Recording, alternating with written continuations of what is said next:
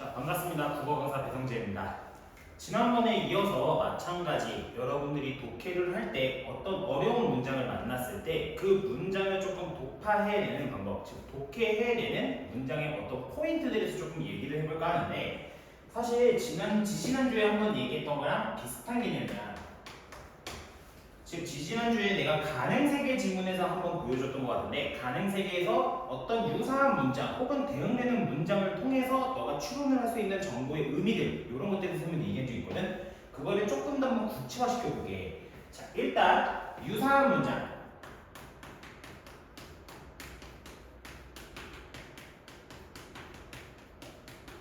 혹은 대응되는 문장이 나왔을 때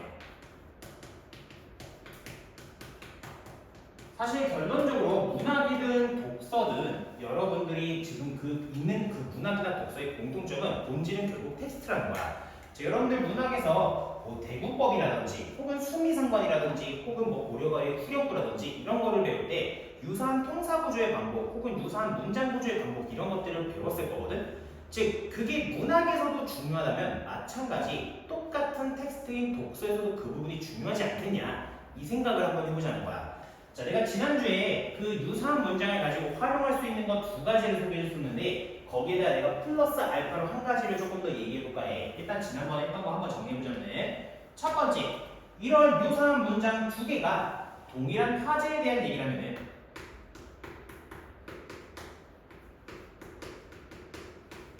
이때는 그 문장 속에서 변주된 부분, 즉 달라진 부분을 통해서 우리가 추론할 수 있어. 즉 얘네 두 개, 서로 다른 저 두 개가 문맥적 동의어겠구나.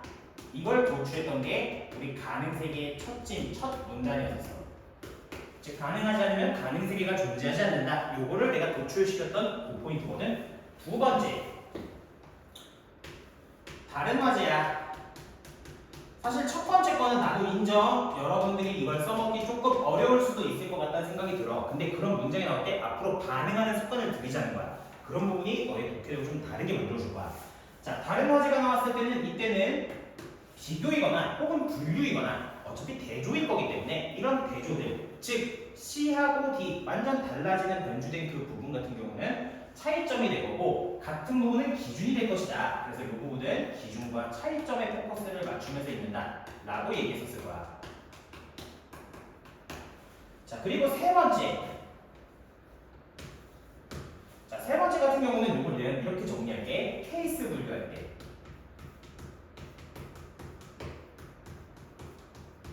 사실 이 케이스 분류도 사실 이 다른 화제의 하위 영역인데 내가 이거를 조금 디테일하게 나눴어. 즉 같은 화제이지만 A라는 상황과 B라는 상황을 가정을 할 때, 즉 케이스를 두 가지로 분류시킬 때 이런 유사한 문장을 쓰는 경우가 굉장히 많거든. 자, 그래서 이런 지문들이 어떤 식으로 쓰여졌는지 이런 표현들이 지금 어떻게 드러나는지 그걸 볼 건데 오늘 볼 지문은 뭐냐면은 2022학년도 수능 9번, 10번부터 13번 문제야. 흔히 우리가 브레턴 우주 체제라고 불리는 그 지문인데 해결의 ben적도 어려웠지만 이 지문도 굉장히 어려웠거든. 자, 근데 이 지문 솔직히 나도 배경 상식이 있었어야 된다라는 거 어느 정도 인정. 근데 배경 상식은 어차피 EBS고 그 EBS를 배제해놓고 최대한 내가 언어적으로 이거를 독해를 해내는 방법 그리고 13번 문제를 풀어내는 방법까지 좀 얘기를 해보려고 하는데 일단 나의 목표 지점은 1문단에 있는 마지막 문장을 이해하는 거거든. 근데 거기에 더 나아가서 내가 이 지문을 어떻게 이 포인트들을 활용해서 읽어나가는지 그리고 문제를 어떻게 푸는지까지 좀 보여주도록 할게. 자, 일단 1문단. 자, 기축통화는 국제거래의 결제수단으로 통용되고 환율 결정의 기준이 되는 통화이다. 뭐 기축통화라는 정의가 나왔는데 뭐 충분히 납득할 수 있을 만한 정의인 것 같아. 그리고 그 다음 문장. 1960년 트리핀 교수는 브레턴 우주 체제에서의 기축통화인 달러와의 구조적 모순을 지적했다. 자, 이 지문에서 중요했던 두 번째 포인트, 사실 내가 오늘 얘기하고 싶은 포인트는 아니긴 한데 이것도 이 지문의 포인트였어. 즉, 관형절이거든.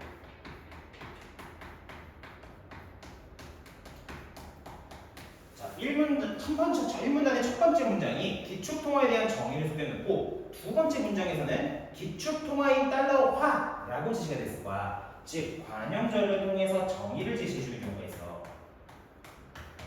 우리는 일반적으로 A는 B이다에 친속하지만 3학년 지문들 같은 경우에는 B인 A는 즉 3학년 모의고사의 특징이 뭐냐면은 문장 개수 자체가 줄어. 지문의 길이는 1학년과 비슷하지만 개수 자체가 준다는 것은 견문장을 통해서 정보를 많이 쌓는다는 얘기거든. 즉 여러분들이 의도적으로 B인 A는이 나왔을 때는 A는 B이다를 조금씩 바꿔서 눌러서 읽어달라.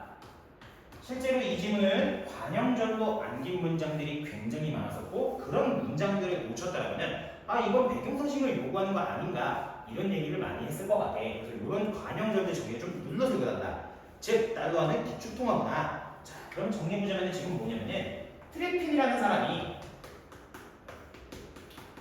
기축통화인 달러화의 구조적 모순을 지적했대.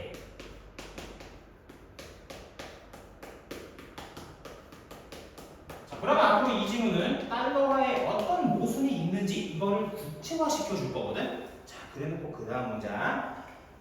한국가의 재화와 서비스의 수출입감 차이인 경상수지는 마찬가지 관용절도 정의가 안 됐어. 그리고 실제로 내가 그때 이거 수능 끝나고 나서 사이트를 좀 지져봤더니 댓글 중에 하나가 내가 경상수지를 어떻게 알아? 이건 좀 배경사식을 요구한 거 아니냐. 관용절도 써있어. 관용절에 있는 정의는 기본적으로 눌러서 바꿔서 읽어달라. 즉 경상수지는 한국가의 재화와 서비스의 수출입감 차이구나 이렇게 눌러서 읽으면 됐을 것 같아. 자 그래놓고 나서 지금 또 병치시켜주거든. 경상수지는 수입이 수출을 초과하면 적자이고 수출이 수입을 초과하면 흑자이다. 즉 유사한 문장이야. 여러분들이 만약에 거기가 문학이었다면 대구법인가 이렇게 판단했을 거 아니야. 마찬가지 본질은 텍스트이기 때문에 똑같다는 거야. 즉 경상수지를 지금 두 가지 측면에서 나눠주고 있어. 수입이 수출을 초과하면 이때는 적자. 근데 수출이 수입을 초과하면 이때 경상수지는 흑자다. 지금 뭐 하는 거냐면 저 유사한 문장을 통해서 두 가지의 경우를 일단 분류시킨 거거든. 근데 네가 이 글을 읽고 있는 이유는 구조적 모순이 무엇인가. 즉 경상수지는 이걸 설명하기 위한 뭔가 개념 정도였겠지. 그리고 그 다음 문장, 이게 오교 문장이야. 자, 그는 미국이 경상수지 적자를 허용하지 않아 국제 유동성 공급이 중단되면 세계 경제는 크게 위축될 것이라면서도 반면 적자 상태가 지속돼 달러화가 과잉 공급되면 준비 자산으로서의 신뢰도가 저하되고 고정 환율 제도도 붕괴될 것이라고 말했다. 자, 우리가 목표했던 문장인데 트리핀 교수가 지적한 거. 자, 첫 번째, 적자를 허용하지 않아.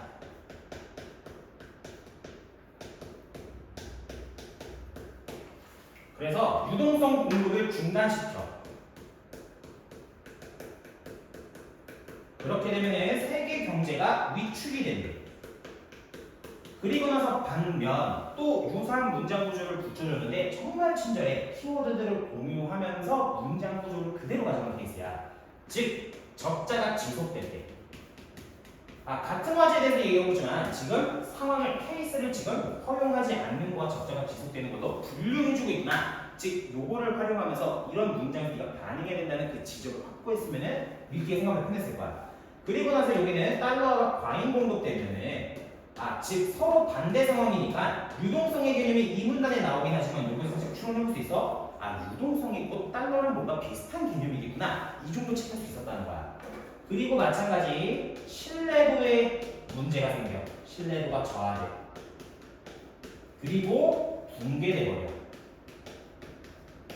자, 지금 이렇게 두 가지의 케이스를 분류시켜 준 거거든. 근데 잘 생각해봐. 너 이걸 읽고 있는 이유가 뭐였니? 트리핀 교수가 달러화의 구조적인 모순을 지금 지적했다라는 거거든. 즉, 요거야. 적자를 허용하지 않아서 유동성, 뭔지 모르지만 일단 대충 달러라고 추측을 할 수 있어. 달러 공급을 줄여버리면 경제가 위축돼.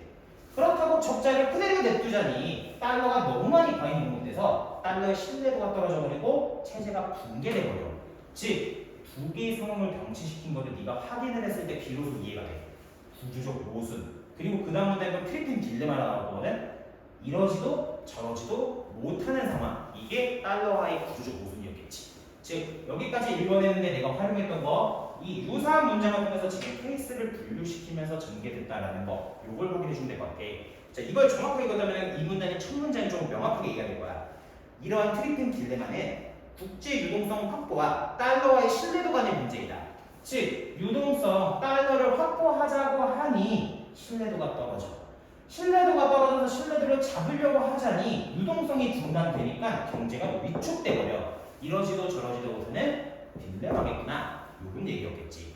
자, 그래서 이 문단인데 사실 뭐 이 문단도 뭐 중요한 문단이긴 하지만 오늘 내가 설명하고자 하는 거에 포커스는 아니기 때문에 내가 읽지는 않을게. 자, 일단 기억하고 니은.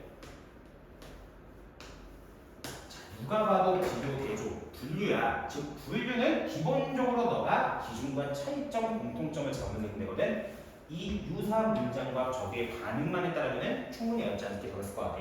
내가 정리만 해볼게. 자, 일단 기억 같은 경우에는 유동성은 금.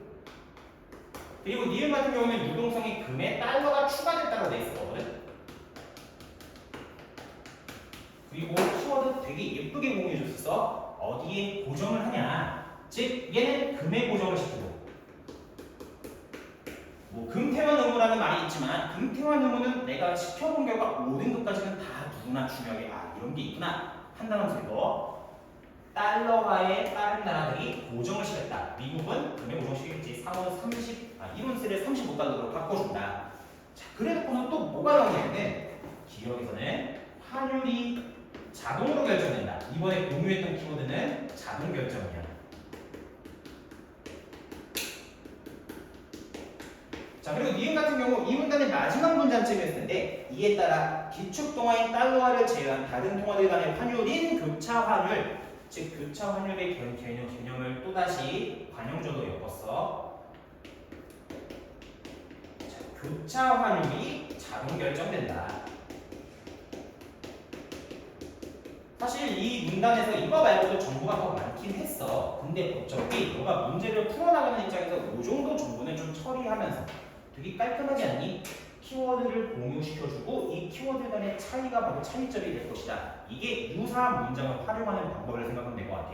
자, 지금 일단 유사한 문장을 통해서 케이스 2번 분류시켜줬어. 그리고 지금 기억하고 니은의 기준과 차이점을 유사한 문장을 통해서 내가 지금 구분을 해놓은 거거든. 이런 식으로 활용하면서 독해를 한다. 이게 포인트일 것 같아. 자, 그리고 내가 설명하고 싶은 거의 핵심인 3문단을 한번 가볼게. 자, 3문단 첫 문장 봐봐. 1970년대 초에 미국은 경상수지 적자가 누적되기 시작하고, 즉 1문단에서 너한테 케이스를 분류시켜줬거든. 적자를 허용하지 않아. 적자가 지속돼. 근데 지금 3문단에 있는 70년대 초 미국의 상황은 이쪽이 뽑히겠네. 그러면 사실 이게 결과는 뻔해. 적자가 지속되면 어떻게 돼? 붕괴돼. 즉 닉슨 쇼크를 당행한다는 거는 사실 이 지점에서는 이미 명확하게 끝난 거야. 사실 이 지문을 너가 정확하게 독해를 해냈다라면은 일단은 이 케이스 분류를 통해서, 즉 유사한 문장을 통해서 케이스를 분류하고 있었다라는 거, 요걸 좀 적어줬으면 됐을 것 같아. 좀 읽어볼게. 자, 1970년대 초에 미국은 경상수지 적자가 누적되기 시작하고 달러화가 과잉 공급되어 미국의 급 준비량이 급감했다. 이에 따라 미국은 달러와의 금태화 등을 더 이상 감당할 수 없는 상황에 도달했다. 자, 정리해보면은 적자가 누적돼. 달러가 과잉 공급됐어. 이걸 통해서 금 준비량이 급감했어.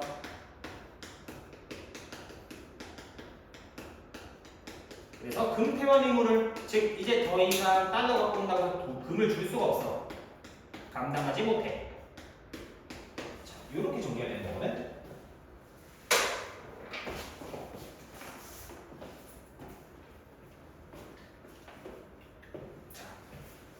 일단 이 상황이 지금 요 1문단에서 분류했던 케이스의 두 번째 케이스라는 거, 요 정도는 좀 체크해줬으면 됐을 것 같아. 그리고 그 다음 문장 보면은 이를 해결할 수 있는 방법은 달러화의 가치를 내리는 평가절하 또는 달러화에 대한 여타국 통화의 환율을 하락시켜 그 가치를 올리는 평가절상이었다. 그리고 나서 제시된 해결책 두 가지. 달러화의 가치를 내리는, 얘도 마찬가지 지금 유사한 문장 통해서 두 가지 케이스를 병치시켜 준 거야. 가치를 떨어뜨리는 평가절하.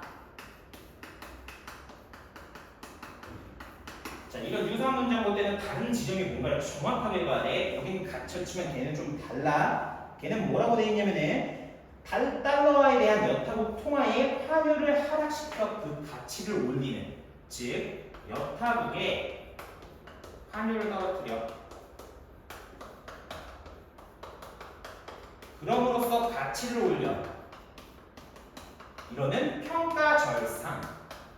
사실 뭐 경제 지문에 대한 비교적 배경 상식이 있는 친구였다면 이 부분 평가절상은 우리 고등학교 경제에서 다루나? 사실 나는 경제를 예전에 했었는데 지금 경제하고 내 때 경제하고 좀 많이 다를 것 같아서 아마 다룰 거야. 이건 가장 핵심적인 개념이기 때문에 아마 거시경제 팩트를 다룰 거거든. 아마 배경 상식으로 알았을 건데 나도 알아. 경제 선택하는 데 거의 없고 사실 배경 상식으로 몰랐다고 하더라도 이 유사한 문장을 통해서 지금 해결책 두 개를 명치시켰다 정도만 잡아주면 될 것 같아. 그래도 나서 다음 문장 여기가 13번 문제를 풀어내는 키워드였어. 내 기준에서는. 하지만 브레튼 우주 체제하에서 달러와의 평가절하는 규정상 불가능했고 얘는 규정상 불가능해.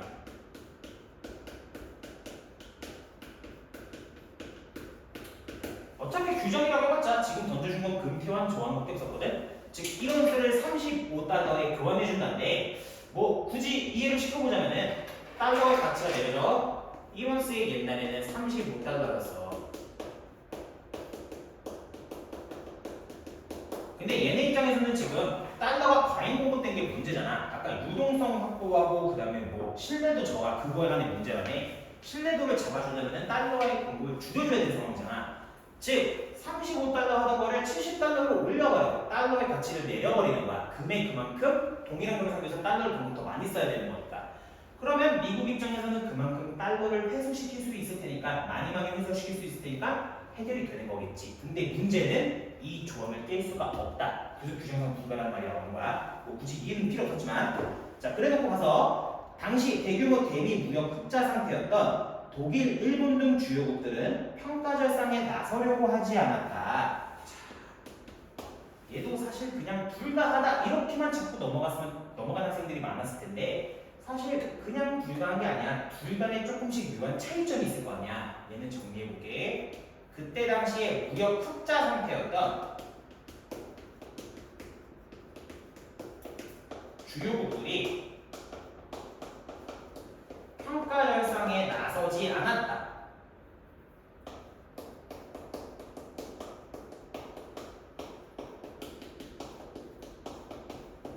자, 이렇게 정리가 되어 있을 거거든. 그리고 그 뒤 내용은 뭐 이런 상황이 지속되지 않을 것 같아서 투기적 수요가 증가했고 그러한 압력 때문에 더 이상 견딜 수가 없어서 브레톤 우주 체제가 붕괴가 되는 닉슨 쇼크를 단행했다. 그냥 이 내용이 다였을 거야.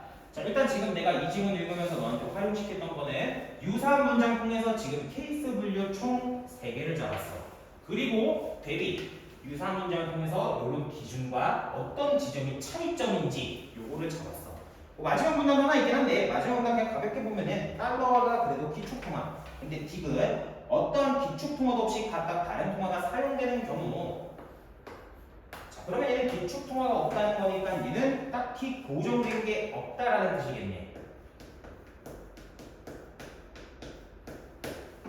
그리고 고정되는 게 없다라는 거는 자동 결정되는 환율도 당연히 필연적으로 없을 거고 그래서 나온 환율의 가지수는 두 가지를 짝짓는 거. N 컨비네이션 2가 될 거야. 뭐 컨비네이션이 배경식으로 좀 그렇긴 한데 그리고 이 정도는 알 거라고 화이팅하고 자 그러면은 내가 12번 문제랑 13번 문제 딱 두 개를 풀 거거든. 자 일단 12번 문제 답은 5번이어서 니은에서 교차 환율의 가지수는 디귿에서 생기는 환율의 가지수보다 적다.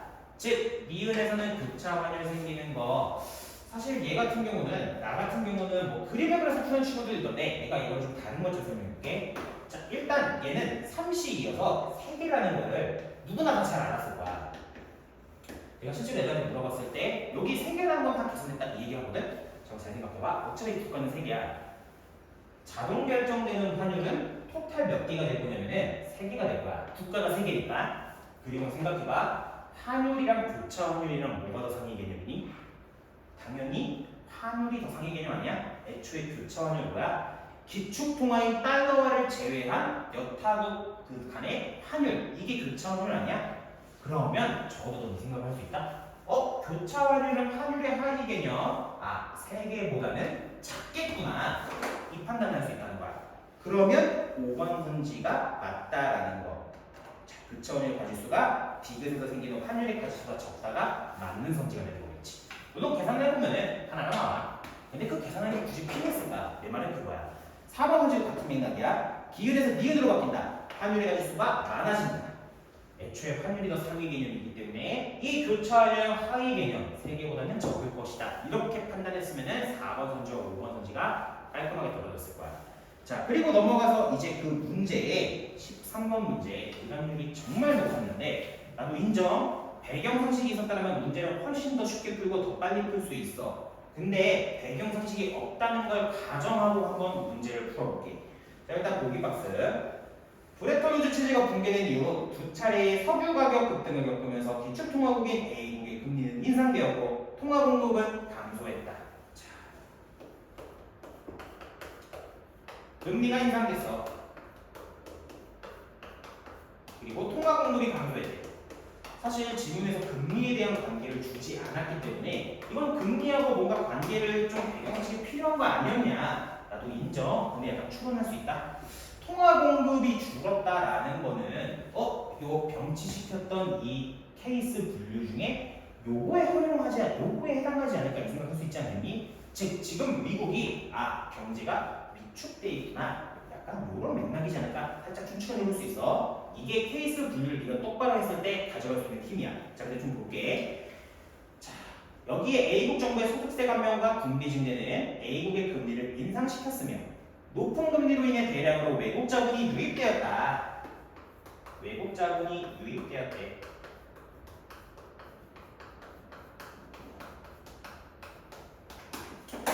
지문에 써있진 않았지만 약간 이런 맥락으로 봤을 때 위축됐구나. 그냥 눈으로 잡을 수 있었을 것 같아.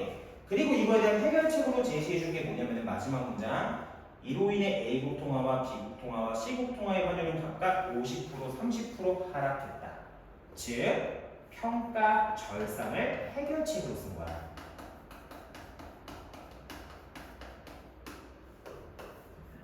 자, 일단 이런 내용이었을 거거든. 자, 답은 4번인데 일단 나는 정답 선지에 대해서 해석을 할 거거든. 사실 배경 상식이 필요했던 건 나도 어느 정도 인정은 해 계속 말하지만 근데 이 정도 추론은 좀 했을 수 있었을 것 같아. 그냥 불가하구나가 아니야. 디테일하게 뭐가 불가능한지 이 지점을 잡았더라면 이런 추론이 가능하다. 봐봐. 평가 절상을 하면은 무역 흑자 주요국들이 평가 절상을 나서기를 싫어해. 그 말은 뭐니? 야, 생각해봐. 너는 적자가 좋겠니? 흑자가 좋겠니? 네 용돈이 적자가 좋겠어? 흑자가 좋겠어? 당연히 흑자가 좋지 않겠니? 즉 평가 절상을 하면은 얘네가 뭔가 싫어한다는 거는 절상을 하면은 흑자를 내기가 힘들다라는 뜻 아니겠니? 즉 환율을 떨어뜨리거나 통화의 가치를 올려버리면은 뭔가 무역 수지라고 안 쓰게, 지문에 쓰게 경상수지가 악화된다. 요런 뉘앙스로 읽어낼 수 있지 않겠니? 이 정도는 충분히 언어적으로 네가 충분히 읽어낼 수 있는 지점이거든. 사실 경제학적 상식으로 봤을 때도 맞아. 우리 환율이 떨어지면은 수입 많이 하잖아. 대신에 그만큼 우리 수출품들은 달러로 표시된 가격이 올라갈 거기 때문에 수출은 떨어지고 수입이 증가해서 무역 흑자가 되는 거고 무역 적자가 되는 거거든. 근데 그 배경 상식을 몰랐다고 치자. 그래도 이 정도 추론은 충분히 가능했었어. 그리고 4번 문제 봐봐. 자, 미국이 지금 50%를 하락시켰고 C국은 30%거든. 그러면 상대적으로 B국이 훨씬 더 많이 하락시킨 거야. 자, 그리고 추론해서 환율이 떨어지면 떨어질수록 경상수지는 더 악화된다. 그렇다면 여기서 추론할 수 있어. 경상수지는 둘 다 떨어졌기 때문에 둘 다 안 좋았겠지만 얘는 훨씬 더 악화됐을 거고 C국은 상대적으로 덜 악화됐을 것이다. 즉 B국에 대한 C국의 경상수지는 상대적으로 얘가 개선됐습니다. 왜? 얘가 덜 떨어진 걸까? 그래서 정답 선지가 4번 선지가 되는 건데 즉 언어적으로 뽑아냈더라면 충분히 해결할 수 있었던 선지지 않을까 이렇게 봐주면 될 것 같아. 뭐 나머지 선지들도 사실 판단하는 게 뭐 어렵긴 했지만 뭐 어렵긴 했다만 뭐 일반 선지 정도도 마찬가지. 일반 선지는 사실 선택 비율이 이렇게 높을 이유가 없는 것 같은데, 자 1번 선지 봐봐. A국의 금리 인상과 통화 공급 감소로 인해 A국 통화의 신뢰도가 낮아진 것은 애초에 이 지문 트리핀 딜레마는 뭐였니? 유동성을 잡자니 신뢰도가 개판이나, 신뢰도를 잡자니 유동성이 개판이나, 이러지도 저러지도 못하는 거. 근데 신뢰도는 뭐 때문에 생긴다? 달러를 과잉 공급했기 때문에. 근데 얘는 지금 통화 공급이 줄었다라는 반대 상황. 즉 아까 얘기했던 거야. 케이스 분류가 된 거를 네가 정확하게 잡았다면은 지문은 이번에 썼지만 문제는 이번 낼 수도 있는 거 아니야. 즉 이 지점을 네가 1번 했다라면은 신뢰도는 지금 포인트가 아니겠구나. 이걸 잡을 수 있었다는 거야. 자, 그래서 이렇게 기억해 주시면 될 것 같고, 오늘 해설은 여기서 마무리할 건데 실제로 이런 지문들이 너네가 굉장히 많아. 즉 유사한 문장 대응되는 문장, 쉽게 생각하면 너네 문학에서 통사구조의 방법, 대문법 이런 것도 생각해 주면 돼. 동일한 화제에서는 문맥적 동의어를 지켜준다. 다른 화제들의 기준과 차이점, 이건 진짜 너무나도 많이 쓸 거야. 다른 화제 특히. 세 번째, 케이스를 분류해주는 경우가 있는데 이런 거 되게 많아. 대표적으로 14년도 수능 B형에 신체호의 사상이라는 지문이 있거든. 신체호의 투쟁과 연대는 모순되지 않는다. 그 지문에서도 너네가 좀 활용할 수 있는 되게 확률이 높은 거야. 내가 예전에 확률이 한 88% 정도 되는 것 같다 이런 얘기를 했던 것 같은데, 내가 이제 확신이 좀 들어. 이 정도는 충분히 네가 반응해야 될 지점인 것 같아. 90% 확률 정도 되는 것 같거든. 앞으로 이런 지점들이 나왔을 때 조금 반응하면서 저 세 가지 경우 중에 어디에 해당하는지 생각하면서 글을 읽어주면 될 것 같아. 오늘은 여기서 마무리하고 다음 시간에는 다른 거로 한번 찾아보도록 할게.